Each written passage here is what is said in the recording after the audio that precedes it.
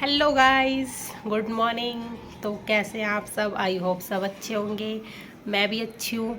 तो गाइस मुझे ना आज आपको कुछ बताना था। तो गाइस एक्चुअली ना आज क्या हुआ, मतलब जो दीदी है ना, मतलब जैतिक की मम्मा जो है, उनको ना अचानक से रात, मतलब लेबर पेन तो उनको दो 2-3 दिन से हो रहा था, बट हाँ वो थोड़ा नॉर्मल ही था, इतना तेज़ नहीं था।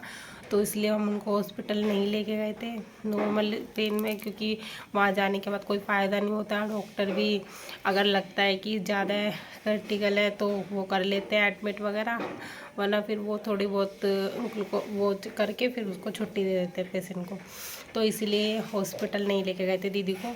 तो अब दीदी को कल भी हमने पूरी तैयारी कर ली थी, उनको पेन हो रहा था, मतलब बढ़ रहा था उनका पेन धीरे धीरे।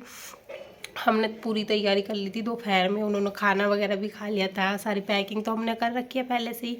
और उसके बाद क्या कहते हैं, बैग वगैरह भी पैक करके सारा सामान रेडी कर लिया था कि 4 बजे हम लोग जाएंगे। तो 4 बजे इनका का प्लान हो गया था, लेकिन गाइस 4 बजे दीदी को पेन जो था ना वो बंद हो गया अचानक से, जबकि 2-3 दिन से नॉर्मल पेन हो रहा था उनको। तो दो कल उनको अचानक से मतलब बंद हो गया। तो फिर हमने सोचा यार बंद हो गया तो उन्होंने भी बोला बंद हो गया तो क्या फ़ायदा वहाँ पे पड़े रहने का, बच्चों यहाँ पे ये तो है घर पर हूँ अपने। तो वो नहीं गई। तो रात में उन्होंने खाना वाना खाया आराम से।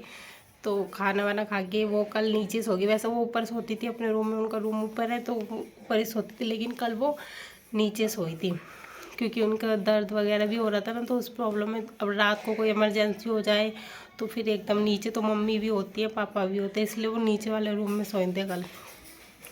तो गाइस 3 बजे, हाँ 2:45 बजे उनको दोबारा से लेबर पेन हो गया, और इस बार कोई नॉर्मल नहीं था, बहुत तेज़ वाला था। तो फिर 3 बजे मम्मी हमें उठाने के लिए आए थे, तो हम गए नीचे।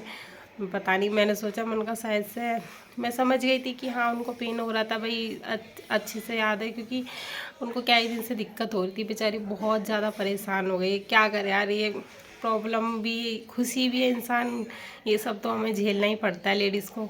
तो इसके बाद दीदी ने 3 बजे मम्मी बुला के गई, तो हम लोग नीचे गए। उसके बाद उनकी पैकिंग वैकिंग करी, दीदी को मम्मी ने दूध दिया गुड़ वाला।